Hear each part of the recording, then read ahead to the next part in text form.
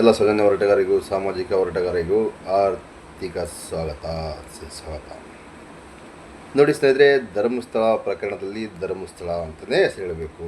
ಧರ್ಮಸ್ಥಳ ಅಂತ ಹೆಸರಿಡಿದ್ರೆ ಸಾಕು, ಎಲ್ಲರಿಗೂ ನೋಟಿಸ್ ಕಳಿಸ್ತಾ ಇದ್ದಾರೆ. ಗ್ಯಾಂಗ್ ಆರ್ಡ್ರು, ಜಾಂಡ್ ಆರ್ಡ್ರು ಏನೋ ನೋಟಿಸ್ ಕಳಿಸ್ತಾ ಇದ್ದಾರೆ.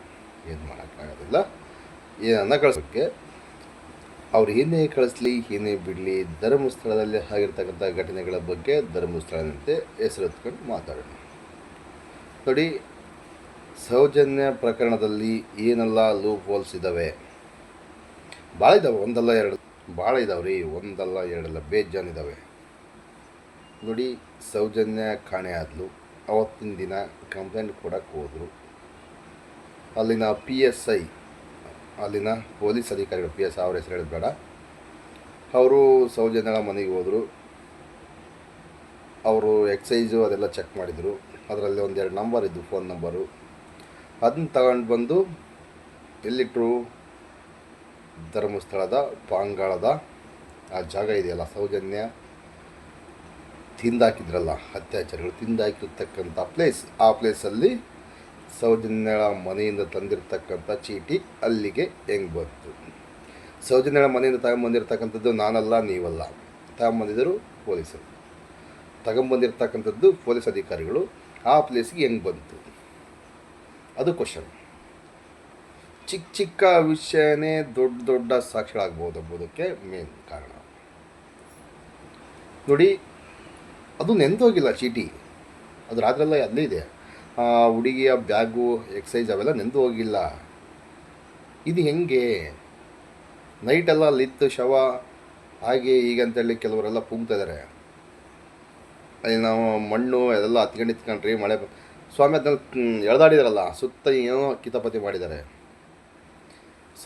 ಸಂತೋಷ್ ರಾವ್ ಒಬ್ಬ ದೊಡ್ಡ ಕ್ರಿಮಿನಲ್ ಆಗಿದ್ದರೆ, ಇಲ್ಲಾಂದರೆ ಅವನಿಗೆ ಮೊದಲೇ ಇಂಥವೆಲ್ಲ ಮಾಡಿದರೆ ಈ ಥರ ಮಾಡೋಕ್ಕೆ ಸಾಧ್ಯ? ನಾನು ಅಲ್ಲೇ ಹೋಗಿ ನಾನು ಹಿಡ್ಕೊಂಡು ಹೋಗ್ರಿ, ನಾನು ಜೈಲಿಗೆ ಹಾಕಿ ಅಂತೇಳಿ ಹೋಗಿ ಬಾಹುಬಲಿ ಬೆಟ್ಟದಲ್ಲಿ ಕೂತ್ಕೊಂತಿದ್ದೆ ನಾನು.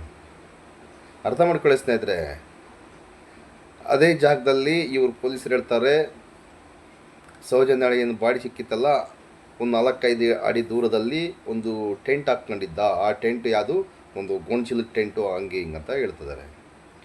ಅಲ್ಲಿ ಸ್ವಲ್ಪ ನೆಲದಾಗ ಊತಾಕಿದ್ರು. ಅವನು ಸಂತೋಷ್ ರಾವ್ ಬ್ಯಾಗ್ನ ತೆಗೆದಿಟ್ಟಿಗೆ ಬ್ಯಾಗ್ ಸಿಕ್ತು ಅಂತ. 2 ದಿನ ಆದಮೇಲೆ ಹಿಡ್ಕೊಂಡ್ರಲ್ಲ, ಅದೇ ಯಾವುದು? ಬಾಹುಬಲಿ ಬೆಟ್ಟದಲ್ಲಿ ಅಲ್ಲೇನು ಸಿಕ್ತು ಬ್ಯಾಗು? ಬಾಹುಬಲಿ ಬೆಟ್ಟದಲ್ಲಿ ಹೆಂಗೆ ಬಂತು? ಇಲ್ಲಿ ಊತಾಕಿದ್ರಲ್ಲ, ಅಲ್ಲಿ ಹೆಂಗೆ ಬಂತು? ಮತ್ತು ಇನ್ನೊಬ್ರು ಯಾರು ಹೇಳ್ತಾರೆ, ಅವ್ನು ಸಂತೋಷ್ ರಾವು ಒಂದು ಬ್ಯಾಗ್ ಇಟ್ಕೊಂಡು ಅಡ್ಡಾಡ್ತಾ ಇದ್ದ. 3 ಬ್ಯಾಗ್ ಸ್ವಾಮಿ, ಎಲ್ಲಿಂದ ಬರ್ತವೆ? ಯಾರನ್ನ ನೀವು ದಾರಿ ತಪ್ಪಿಸ್ತಾ ಇದ್ದೀರಾ? ಯಾರಿಗೆ ಹೆಲ್ಪ್ ಮಾಡಿದ್ದೀರಾ? ದಯವಿಟ್ಟು ಒಪ್ಕೊಳ್ಳಿ. ಸತ್ಯಾಂಶ ಏನೆಂಬುದು ಹೊರಗಾಕಿ. ನಿಮ್ಮ ತನಿಖೆಯಲ್ಲಿ ಇರ್ತಕ್ಕಂಥ ಮಾಹಿತಿ, ನೀವೇ ಬರ್ಕೊಂಡಿರ್ತಕ್ಕಂಥ ಮಾಹಿತಿದು. ನಾನು ಕಟ್ಟುಕತೆ ಹೇಳ್ತಾ ಇಲ್ಲ, ಸತ್ಯಾಂಶ ಹೇಳ್ತಾ ಇರೋದು. ಅರ್ಥ ಇದೆ ಅಂದ್ಕೊಳ್ಳಿ ನಿಮಗೆಲ್ಲ. ಸೌಜನ್ಯ ಬಿಸ್ನೆಸ್ ಲ್ಯಾಬ್ ಕಲೆಕ್ಟ್ ಮಾಡಿ ಅದೆಲ್ಲಿ ಕಳಿಸ್ಬೇಕು, ಅಲ್ಲಿಗೆ ಬೇಗ ಕಳಿಸೇ ಇಲ್ಲ. ಅದು ಕೂಡ ಲೇಟು. ಸಂತೋಷ್ ರಾವ್ ಏನಾದರೂ ಕೋಟಿ ಕಟ್ಲೆ ಏನಾದ್ರು ಕೊಟ್ಟಿದ್ನ? ಇವರು ಡಾಕ್ಟ್ರು ಇದಾರಲ್ಲ, ಡಾಕ್ಟ್ರು ಈಜಾಗಿ ತಪ್ಸ್ಕೊತಿದ್ದಾರೆ. ಏನಂತ? ನಾವು ಬಿಸ್ನೆಸ್ ಲ್ಯಾಬ್ ಕಲೆಕ್ಟ್ ಮಾಡಿ ಪೊಲೀಸರಿಗೆ ಕೊಟ್ಟಿದ್ವಿ, ತನಿಖಾ ಅಧಿಕಾರಿಗಳಿಗೆ ಕೊಟ್ಟಿದ್ವಿ, ಅವ್ರು ತಗೊಂಡು ಕೊಟ್ಟಿಲ್ಲ. ಅವ್ರ ತಪ್ಪಿದೆ ಇದರಲ್ಲಿ. ಮತ್ತು ಗಾಯಗಳ ಬಗ್ಗೆ ಅದು ಕೂಡ ನಾವು ಮೆನ್ಷನ್ ಮಾಡಿದ್ವಿ, ಅಲ್ಲಿ ಏನಾಗಿದೆಯೋ ಅದು ಬಿಟ್ಟು ಬೇರೆ ಇನ್ನೇನು ಮಾಡೋಕ್ಕಾಗಲ್ಲ ಅಂತಂದು ಒಪ್ಕೊಂಬಂದು. ಅದನ್ನು ಕೂಡ ದೊಡ್ಡದಾಗಿ ಬಂದರೆ ಇವರು ಮಹಾಬಲ ಶೆಟ್ಟರು ಎಲ್ಲೆಲ್ಲ ಭಾಳ ಗಾಯ ಆಗಿದ್ದಾವೆ. 11 ಪಾಯಿಂಟ್ನಲ್ಲಿ ಮರ್ಮಾಂಗದಲ್ಲಿ ಭಾರಿ ದೊಡ್ಡ ಗಾಯ ಆಗಿದೆ. ಮತ್ತು ಇವ್ರಿಗೆ ಕಾಣುತ್ತೆ, ಅವ್ರಿಗೆ ಹೆಂಗೆ ಕಾಣಿತು? ಮತ್ತು ಅವ್ರನ್ನೇನು ಎತ್ಕೋಬೇಕು ಹಂಗೆ ಅಂತೇನು ಹೇಳಿದ್ರಂತೆ, ಎತ್ಕೊಂಡ್ಬಿಟ್ಟಿದ್ರಂತೆ ಅವರು. ಸಂತೋಷ್ ರಾವ್ ಮಹಾಬಲ ಶೆಟ್ಟರು ಎತ್ಕೊಂಡು ಇದೇ ಮಾಡಿದ್ರಂತೆ. ಪಾಪ ಭಾಳ ತನಿಖೆ ಮಾಡಿದ. ಅದೆಲ್ಲ CBI ಕೋರ್ಟಲ್ಲೂ ಇಲ್ಲ ಕೋರ್ಟಲ್ಲಿ ಹೇಳ್ಬೋದಾಯ್ತು, ಯಾಕೆ ಹೇಳಲಿಲ್ಲ?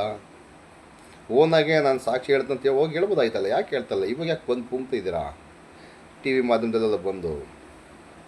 ಅದಕ್ಕೆ ನಿಮ್ಮನ್ನ ತಂಗಡಿ ಮಾಡಿದ್ರು ಬಿಡ್ರಿ, ಬೇರೆ ಕಡೆ ಕಳಿಸಿದ್ರೆ ಅದೇನೋ ಆಗೋಗಲಿ, ಅದು ಏನೇ ಆಗೋಗಲಿ. ಬಟ್ ಸತ್ಯಾಂಶ ಒಂದಲ್ಲ ಒಂದಿನ ಬಂದೇ ಬರುತ್ತೆ. ಸೌಜನ್ಯಳ ಬ್ಯಾಗಿನ ಬಗ್ಗೆ ಮತ್ತು ಮಹೇಶ್ ಶೆಟ್ಟಿ, ತಿಮರೋಡಿ ಅವರನ್ನು ಗಡೀಪಾರು ಯಾಕೆ ಮಾಡ್ತಾಯಿದ್ದಾರೆ ಆಗಲ್ಲ ಅಂದರೆ ಅದಕ್ಕೆ ಕಾರಣವೇ ಇಲ್ಲ. ಅವ್ರ ಜೊತೆಗೆ ಭಾಳ ಜನಕ್ಕೆ ಮಾಡಿದ್ರು. ಒಂದು 20 ಜನಕ್ಕೆ ಗಡೀಪಾರು ಆದೇಶ ಬಂದಿತ್ತು. ಅದರಲ್ಲಿ ಮೇನ್ ಆಗಿ ಒಂದು 6 ಜನಕ್ಕೆ ಗಡೀಪಾರು ಆದೇಶ ಕಂಪಲ್ಸರಿ ಬಂದೇ ಬಂತು, ಹೋಗಲೇಬೇಕಂತ ಹೇಳಿದರು. ಎಲ್ಲರದು ಕೇಸು ಕ್ರಾಶ್ ಆಯಿತು ಹೈಕೋರ್ಟಲ್ಲಿ. ಮಹೇಶ್ ಶೆಟ್ರದು ಯಾಕೆ ಕ್ರಾಶ್ ಆಗ್ತಾ ಇಲ್ಲ, ಅದನ್ನ ಎತ್ಕೊಂಡ್ರಾಗ ಸಾಕೆ, ಇಲ್ಲ ನಾವು ಇರೋದಿಲ್ಲ ಇಲ್ಲಿ ಜಡ್ಜ್ಮೆಂಟ್ ಕೊಡೋಕ್ಕಾಗೋದಿಲ್ಲ ಅಂತೇಳಿ ಓಡೋಗ್ತಿದ್ದಾರಲ್ಲ ಜಡ್ಜ್ಗಳು, ಓಡೋಗ್ತಿದಾರ ತಪ್ಸ್ಕೊತಿದ್ರೆ ನಮಗಂತ ಅರ್ಥ ಆಗ್ತಿಲ್ಲ. ಇವ್ರಿಗೆ ಯಾಕೆ ಹಿಂಗೆ ಅಂದರೆ ಸೌಜನ್ಯ ಹೋರಾಟಗಾರರನ್ನು ಒತ್ತಿಕ್ಕೋ ಒಂದು ದೊಡ್ಡ ಷಡ್ಯಂತ್ರನ. ಸ್ವಾಮಿ ಮಹೇಶ್ ಶೆಟ್ಟಿ ತಿಮ್ಮರೋಡಿ ಅವರ ಕೇಸು ಸಣ್ಣವು, ಅಲ್ಲಿ ದೊಡ್ಡ ದೊಡ್ಡ ಕೇಸ್ ಇರ್ತಕ್ಕಂಥವ್ರನ್ನೇ ಕ್ರಾಶ್ ಮಾಡಿಸಿರಿ ಅವ್ರ ಕೇಸನ್ನು. ಅಂದರೆ ಗಡೀಪಾರನಾದೇಶ ರದ್ದು ಮಾಡಿದ್ರಿ, ಇವ್ರನ್ನ ಯಾಕೆ ರದ್ದು ಮಾಡ್ತಾ ಇಲ್ಲ ನೀವು? ಯಾಕೆ ರದ್ದು ಮಾಡ್ತಾ ಇಲ್ಲ? ಯಾಕೆ ಸೌಜನ್ಯಗಳಿಗೋಸ್ಕರ ನ್ಯಾಯ ಕೇಳ್ತಿದ್ರಲ್ಲ ಅದಕ್ಕೋಸ್ಕರನಾ? ಧರ್ಮಸ್ಥಳದಲ್ಲಿ ಸಹಜ ಸಾವುಗಳು ಮತ್ತು ಇನ್ನೇನು ಆಗಿದಾವಲ್ಲ ಅದಕ್ಕೆಲ್ಲ ಲೆಕ್ಕ ಕೇಳ್ತಿದ್ದಾರಲ್ಲ, ತನಿಖೆ ಕರೆಕ್ಟ್ ಮಾಡಿ ಅಂತ ಕೇಳಿದ್ರು, ಅದಕ್ಕೋಸ್ಕರನಾ ನೀವು ಈ ಥರ ಮಾಡ್ತಿರೋದು? ಇದು ಎಷ್ಟರ ಮಟ್ಟಿಗೆ ಸರಿ ಹೇಳಿ? ನಾನು ತಿಮ್ಮರೋಡಿ ಸಪೋರ್ಟನ್ ಅಂತ ಹೇಳ್ತಾ ಇಲ್ಲ, ಅಲ್ಲಿನ ಅಧಿಕಾರಿಗಳು ಮಾಡಿರ್ತಕ್ಕಂಥ ಮೋಸದ ಬಗ್ಗೆ ಹೇಳ್ತಕ್ಕಂಥದ್ದು. ನಮ್ಮ ಮೇಲೆ ಕೂಡ ಆಗ್ಬೋದು ಮುಂದಿನ ದಿನಗಳಲ್ಲಿ ಮೋಸ ಅಂತೇಳಿ. ಏನು ಮಾಡೋಕ್ಕಾಗುತ್ತೆ ಸ್ವಾಮಿ? ನ್ಯಾಯ ಕೇಳಿದ್ರೆ ಮೋಸಗಾರರಾ? ಹಾಂ ಹೇಳಿ, ಎಡಪಂಥೀಯರ ದೇವಸ್ಥಾನದ ಮೇಲೆ ಷಡ್ಯಂತ್ರನಾ? ಏನು ರೀ ಸ್ವಾಮಿ ಹೇಳ್ತಾ ಇದ್ದೀರ ನೀವು? ಸತ್ಯಾಂಶ ಇದೆ, ಇದಕ್ಕೆ ನ್ಯಾಯ ಬೇಕೇ ಬೇಕು. ಮೊದಲನೇ ಬಾರಿಗೆ ನಮ್ಮ ಸೌಜನ್ಯ ಹೋರಾಟಗಾರರಾದ ದಿನೇಶ್ ಗಾಣಿಗೆ ಅವರು ನಮ್ಮ ಜೊತೆ ಫೋನ್ ಸಂಪರ್ಕದಲ್ಲಿ ಮಾತಾಡಿದರು. ಸೌಜನ್ಯನ ಕೇಸಿನ ಬಗ್ಗೆ ಮತ್ತು ಮಹೇಶ್ವರದ ಬಗ್ಗೆ ಸ್ವಲ್ಪ ವಿಚಾರಿಸಿದಾಗ ಅವ್ರಿಗೆ ಗೊತ್ತಿರ್ತಕ್ಕಂಥ ಮಾಹಿತಿ ಸ್ವಲ್ಪ ಹೇಳಿದ್ದಾರೆ. ನೆಕ್ಸ್ಟ್ ನಿಮಗೆ ಫೋನ್ ಮಾಡಿದಾಗ ಕೂಲಂಕುಷವಾಗಿ ಚರ್ಚೆ ಮಾಡ್ತೀನಿ ಸರ್ ನಾನು, ಈಗ ಸದ್ಯ ಸ್ವಲ್ಪ ಬೆಳವಣಿಗೆ ಏನಾಗ್ತದೆ ಅದ್ರ ಬಗ್ಗೆ ಹೇಳಿ ಅಂತಂದಾಗ ಅವ್ರಿಗೆ ಗೊತ್ತಿರ್ತಕ್ಕಂಥ ಸ್ವಲ್ಪ ಮಾಹಿತಿಯನ್ನು ತಿಳ್ಕೊಂಡಿದ್ದೀನಿ. ಸೌಜನ್ಯ ಹೋರಾಟಗಾರ ದಿನೇಶ್ ಗಾಣಿಗ ಎಲ್ಲರಿಗೂ ಗೊತ್ತಿರ್ತಕ್ಕಂಥ ವ್ಯಕ್ತಿ. ಕನ್ನಡದಲ್ಲಿ ಸಿಲ್ಕ್ ಸ್ಮಿತ್ ಜೊತೆ ಅವರಿಗೆ ಫೋನ್ ಸಂಪರ್ಕದಲ್ಲಿ ಡೆಬಿಟಿ ಕರೆದಾಗ ಅವರು ಉತ್ತರ ಸಮೇತ ಕೇಳಿಸ್ಕೊಂಬ ತಾಳ್ಮೆಯಿಂದಲೇ ಯಾವ ಥರ ಹೇಳ್ತಾ ಇದ್ಲು ಅವಮ್ಮ ಎಂಬುದು ಎಲ್ಲರಿಗೂ ಗೊತ್ತಿರತಕ್ಕಂಥ ಸಂಗತಿ. ಅವರಿಗೆ ಆನ್ಸರ್ ಬೇಕಾಗಿಲ್ಲ, ಸುಮ್ಮನೆ ಏನೋ ಒಂದು ತೇಜಾವಧಿ ಮಾಡಬೇಕೆಂಬ ಉದ್ದೇಶದಿಂದ ಫೋನ್ ಸಂಪರ್ಕ ತಗೊಂಡು ಇದು ಮಾಡ್ತಾಯಿದ್ರು.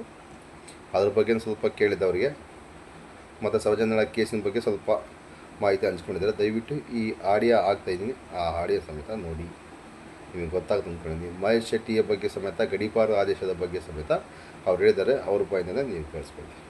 ನಮಸ್ಕಾರ. ಆಡಿಯೋ ಆಗ್ತದೆ, ದಯವಿಟ್ಟು ನೋಡಿ. ಎಲ್ಲ ಸೌಜನ್ಯ ಹೋರಾಟಗಾರಿಗೂ ಸಾಮಾಜಿಕ ಹೋರಾಟಗಾರಿಗೂ ನಮಸ್ಕಾರ. ಎಚ್.ಡಿ. ಸಂತೋಷ್ ಅವರು 3 ಜನ ಸಾಕ್ಷಿ ಹೇಳಿದ್ದಾರೆ. ಹ್ಞೂ ಸರ್, ಅದೇ ಹೆಂಗ್ ಬಂತು ಸರ್? ಮೂರು ತಲೆ ಬಂತಲ್ವಾ? ಮತ್ತೆ ಅದನ್ನ ಪೊಲೀಸ್ ಡಿಪಾರ್ಟ್ಮೆಂಟ್ ತನಿಖಾಧಿಕಾರಿ ಹೇಳ್ಬೇಕದು ಎಲ್ಲಿ ಬಂತಂತ. ಅವನು 3 ದಿನದಿಂದ ಬ್ಯಾಗ್ ಹಿಡ್ಕೊಂಡೆ ಓಡಾಡ್ತಿದ್ನ, ಅಥವಾ ಪ್ರಸಾದ ಎಲ್ಲೋಯ್ತು? ಮಾಜರ್ ಮಾಡ್ಬೇಕಿತ್ತಲ್ಲ ಪ್ರಸಾದನ. ಹೌದು ಸರ್, ಇನ್ನೊಂದು ಗೊಂದಲ ಏನ್ ಗೊತ್ತಾ ಸರ್, ಸೌಜನ್ಯ ಡೆಡ್ ಬಾಡಿ ಸಿಗ್ತಲ್ಲ ಸರ್, ಅಲ್ಲಿ ಫುಲ್ ಮಳೆ ಇತ್ತು. ಆ ಚೀಟಿ ಅಲ್ಲಿ ಒಂದು 2 ಫೋನ್ ನಂಬರ್ ಇದ್ವು. ಆ ನಂಬರು ಅವ್ರು ನಮ್ ಚಿಕ್ಕಪ್ಪಂದು ಅಂತ ಮನೆಗೆ ಹೇಳಿದ್ರಂತ. ಅವ್ರು ಪಾಂಡ್ರಂಗ ಇವರು ವಿಠಲ್ ಗೌಡ್ರು ಅವ್ರು ಯಾರು ಒಟ್ಟೆ ನಾವು ರಿಲೇಷನ್ ಹೇಳಿದಾರೆ. ಆ ಚೀಟಿ ಅಲ್ಲಿ ಮನೆಯಿಂದ ತಗೊಂಡ್ಬಂದಿರೋದು ಸರ್. ಅಲ್ಲಿ ತಂದು ದಿಕ್ಕಕ್ಕೆ ಮತ್ತೆ ಇವ್ರು ಪೊಲೀಸರು ಏನ್ ಹೆಲ್ಪ್ ಮಾಡಿರ್ಬೋದಲ್ಲ ಸರ್? ಪೊಲೀಸರಿಗೆ ಗೊತ್ತಿರ್ತಕ್ಕಂಥ ಮಾಹಿತಿ ಅಲ್ವಾ ಇದು? ನಮ್ಗೆ ಹೆಂಗ ಅನ್ಸುತ್ತೆ ಸರ್ ನಿಮಗೆ? ಅಲ್ಲಿ ಎಲ್ಲಾ ರೀತಿಯಲ್ಲೂ ಪೊಲೀಸ್ನವ್ರು ತಪ್ಪು ಮಾಡಿದ್ದಾರೆ.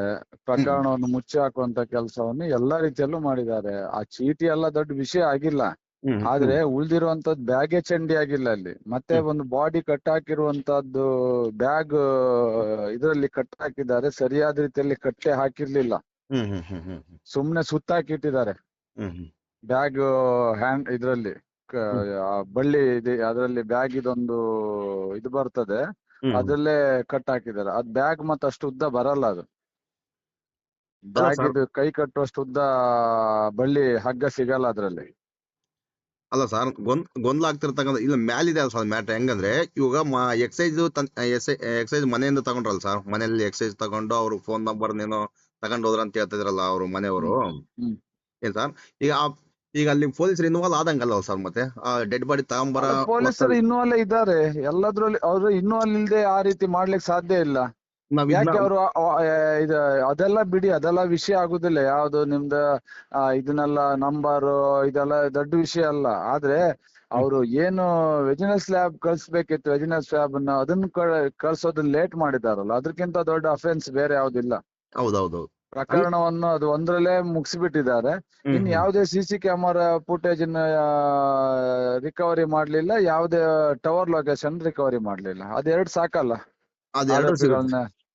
ಅಲ್ಲ ಸರ್ ಇದೆರಡು ಸಿಗುತ್ತೆ ಸರ್. ನನಗೆ ಗೊಂದಲಾಗ್ತಕ್ಕಂಥದ್ದು ಹೆಂಗ್ ಗೊತ್ತಾ ಸರ್, ಇವಾಗ ನಿಮ್ ಕಡೆಯಿಂದ ಹೆಂಗ್ ಕೇಳ್ತಿದ್ದೆ ಅಂದ್ರೆ, ಆ ಚೀಟಿ ನಾವು ಏನು ಅನ್ಕಂಬಲ್ ಅಂತೀವಲ್ಲ ಸರ್, ಮನೆಯಿಂದ ಚೀಟಿ ತಗೊಂಬಂದ್ರು ಇವ್ರು ಯಾರೋ ಸೌಜನ್ಯ ಮನೆಯಿಂದ SI ಏನು ಅವತ್ತೇನು ಹೋಗಿದ್ನಲ್ಲ ಸರ್, ಹೌದಾ ತಗೊಂಬಂದಲ್ಲ ಸರ್, ಅದು ರಿಪೋರ್ಟ್ ಅಲ್ಲಿ ಇದೆ ನೋಡಿ ಸರ್. ಹೌದಾ ಅದು ಮತ್ತೆ ಇವರು ಸೌಜನ್ಯ ಅವ್ರ ತಾಯಿ ಕುಸುಮಾವತಿ ಅವ್ರ ಸಮೇತ ಹೇಳಿದ್ದಾರೆ, ಮನೆಯಿಂದ ಚೀಟಿ ಇತ್ತು, ಅದು ಚೀಟಿ ತಗೊಂಡು ಹೋಗಿದ್ದಾರೆ ಎಂಕ್ವೈರಿಗೆ ಬಂದಾಗ ಮನೆ ಹತ್ರ. ಹ್ಮ್ ಕಂಪ್ಲೇಂಟ್ ಕೊಡಕ್ ಹೋಯ್ದ್ರಲ್ಲ ಸರ್ ಇವ್ರು ಹೌದಾ ಅವತ್ತು. ಆ ಚೀಟಿ ತಗೊಂಡೋಗಿ ಅಲ್ಲಿ ಹೆಂಗ್ ಬಂತು ಅಂತಂದ್ರೆ ಮತ್ತೆ ಇವ್ರು ಪೊಲೀಸರಿಗೆ ಇಕ್ಕಿರ್ಬೇಕಲ್ಲ ಸರ್ ಅಲ್ಲಿ.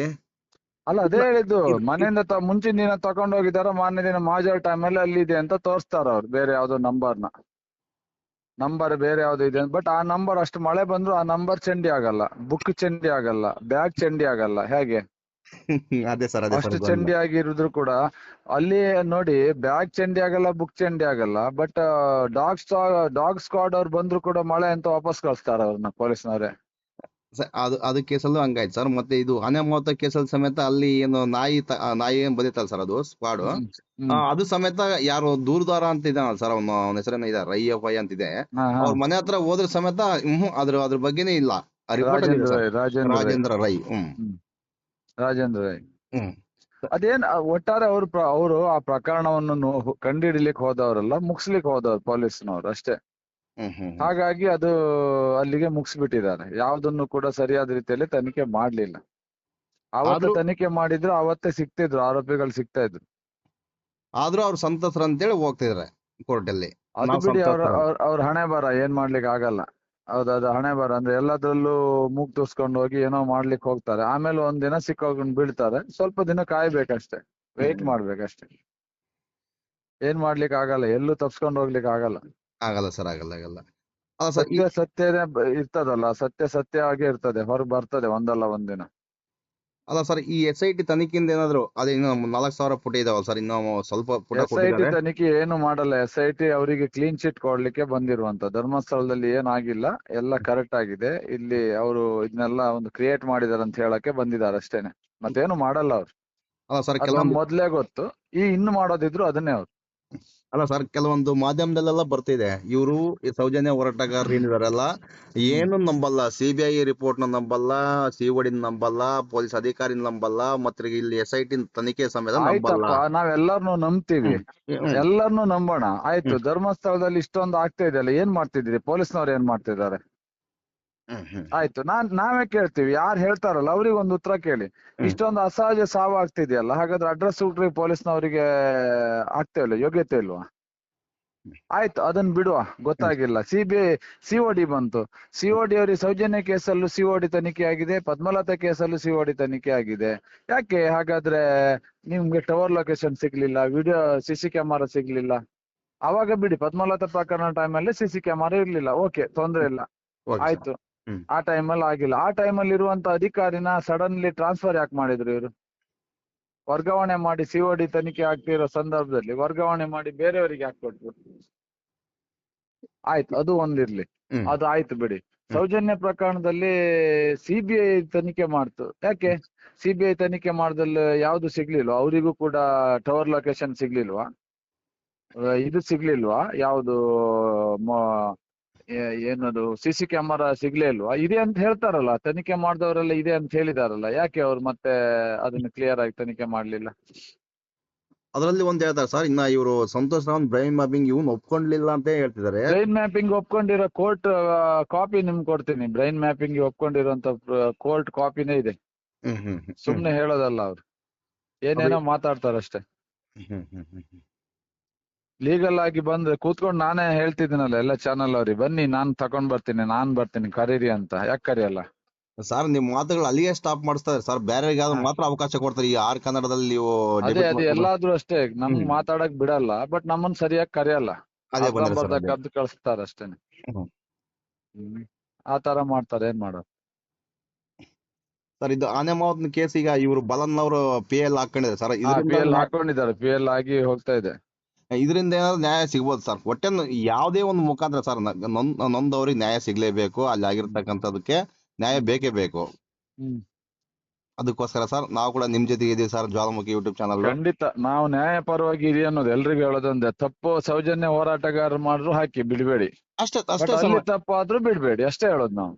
ಅಷ್ಟೇ ಸರ್, ಅಷ್ಟೇ. ಯಾರಾದ್ರೂ ಅಷ್ಟೇ ನ್ಯಾಯ ಪರವಾಗಿ ಹಾಕಿ ಅಂತ ಹೇಳೋದು. ಹ್ಮ್ ಸರಿ ಸರ್. ಅಲ್ಲ ಸರ್, ಓಕೆ. ಹಾ ಆ, ಈಗ ಇವ್ರ ಮೇಲೆ ಗಡೀಪಾರ್ ಆದೇಶ ಮಂಡಿಸಲ್ಲ ಮಹೇಶ್ ಶೆಟ್ಟಿ ತಿಮ್ಮರೋಡಿ ಅವ್ರ ಮೇಲೆ, ಹ್ಮ್ ಅದನ್ನ ಅರ್ಜಿನ್ ಸಮೇತ ಮುಂದೆ ತಂದ್ರೆ ಅದನ್ನು ಕೂಡ ಏನು ಹಿಂದಕ್ಕೆ ಇಲ್ಲ, ಹೋಗೈತೆ. ಅದೇ ಹೇಳಿದ್ದು. ಅಲ್ಲಿ ನೋಡಿ, ಇದನ್ನೊಂದೊಂದು ತಮ್ಮ ಚಾನಲ್ ಅಲ್ಲಿ ಉಲ್ಲೇಖ ಮಾಡಿ. ಹೇಳಿ ಸರ್, ಹೇಳಿ ಸರ್. ದಕ್ಷಿಣ ಕನ್ನಡ ಜಿಲ್ಲೆಯಲ್ಲಿ 26 ಜನರಿಗೆ ಗಡೀಪಾರ ಆದೇಶಕ್ಕೆ ಅಲ್ಲಿಯ ಪೊಲೀಸ್ ಇಲಾಖೆ ಎಸಿ ಅವರಿಗೆ ಕಳಿಸ್ತದೆ. ಆದ್ರೆ ಗಡೀಪಾರ ಆದೇಶ ಆಗಿರೋದು ಮಾತ್ರ ಒಬ್ರಿಗೆ. ಸಾರ್ವಜನಿಕ ಜೀವನದಲ್ಲಿ ಹೋರಾಟ ಮಾಡ್ತಿರೋ 4 ಜನರಿಗೆ ಮಾತ್ರ. ಸರಿ, 4 ಜನರಿಗೆ ಮಾತ್ರ. ಆದ್ರೆ ಆ 4 ಜನರಲ್ಲೂ 3 ಜನಿಗೆ ಹೈಕೋರ್ಟ್ ಸ್ಟೇ ಕೊಡ್ತದೆ, ಅದನ್ನ ಸ್ಕ್ವಾಶ್ ಮಾಡ್ತದೆ 3 ಜನರಿಗೆ. ಆದ್ರೆ ಮಹೇಶ್ ಶೆಟ್ಟಿ ತಿಮ್ಮರೋಡಿಯರಿಗೆ ಕೊಡುದಿಲ್ಲ. ಆದ್ರೆ ಆ 3 ಜನರ ಮೇಲಿರೋ ಆಪಾದನೆ ಇವ್ರಕ್ಕಿಂತ ಜಾಸ್ತಿ, ಮಹೇಶ್ ಶೆಟ್ಟಿ ತಿಮ್ಮರೋಡಿ ಅವ್ರಕ್ಕಿಂತ ಜಾಸ್ತಿ. ನಾವು ಕೋರ್ಟ್ ಅನ್ನ ನಂಬೇಕಾ, ಕಾನೂನನ್ನ ನಂಬೇಕಾ, ಪೊಲೀಸ್ ಇಲಾಖೆ ನಂಬೇಕಾ, ಎಸಿ ಅವ್ರನ್ನ ನಂಬೇಕಾ, ಯಾರು ನಂಬೇಕು ಹೇಳಿ ಈಗ? ಇದು ನಮ್ಮ ಪ್ರಶ್ನೆ. ಇದಕ್ಕಾಗಿಯೇ ಹೇಳ್ತಾ ಇರೋದು, ಯಾರನ್ನೂ ನಂಬೋ ಪರಿಸ್ಥಿತಿ ಇಲ್ಲ ಅಂತ ಅಷ್ಟೇ. ಒಂದ್ ಕಡೆ ನ್ಯಾಯಾಲಯದಲ್ಲಿ ಹಾಗಾದ್ರೆ ಅವ್ರಿ 3 ಜನಕ್ಕೂ ಅದೇ ಕೋರ್ಟ್ ಅಲ್ವಾ, ಹೈಕೋರ್ಟೇ ಅಲ್ವಾ ಕೊಟ್ಟಿರುವಂತದ್ದು? ಹೌದು ಸರ್, ಹೌದೌದು. ಹಾಗಾದ್ರೆ ಮಹೇಶ್ ಶೆಟ್ರಿಗೆ ಯಾಕೆ ಕೊಡಲ್ಲ? ಚೇಂಜ್ ಆಗಿದ್ಯಾ ಕಾನೂನು? ಚೇಂಜ್ ಆಗತ್ತಾ? ಹೈಕೋರ್ಟ್ ಅಲ್ಲಿ ಬೇರೆ ಬರ್ತದ ಕಾನೂನು? ಧರ್ಮಸ್ಥಳ ವಿಚಾರದಲ್ಲಿ ಇವರು ಹೋರಾಟಕ್ಕೆ ನಿಂತ್ಕೊಂಡ್ರೆ ಅಂದ್ರೆ ಇವ್ರ ಕಾನೂನೇ ಬೇರೆ ಆಗ್ಬಿಡುತ್ತೆ ಸರ್. ಹಂಗ ಅನ್ಸುತ್ತೆ ಸರ್. ಅದೇ ಹೇಳ್ತಾ ಇರೋದು. ಅದು ಏನೇ ಮಾಡ್ಲಿ, ಒಂದಲ್ಲ ಒಂದಿನ ನ್ಯಾಯ ಸಿಗುತ್ತಲ್ಲ, ಆವಾಗ ಇದಕ್ಕೆಲ್ಲ ಉತ್ತರ ಕೊಡ್ತೀವಿ. ಸರಿ ಸರ್, ಓಕೆ ಸರ್. ಖಂಡಿತ ಕೊಡ್ತೀವಿ ಸರ್ ಮತ್ತೆ ಏನ ಪ್ರಾಬ್ಲಮ್, ಮತ್ತೆ ನಮ್ಗೆ ಏನ ಕ್ವಶನ್ ಕೇಳ್ಬೇಕಂತ ಸರ್ ಫೋನ್ ಮಾಡಿ. ಕಾಲ್ ಮಾಡಿ okay sir, thank you sir, thank you. ತಮ್ಮ ಹೆಸರು? ಸರ್ ಮಲ್ಲಿಕಾರ್ಜುನ್ ಸರ್ ನಮ್ಮ ಹೆಸರು. Mallikarjun. Okay okay okay. Thank you sir, thank you. Okay.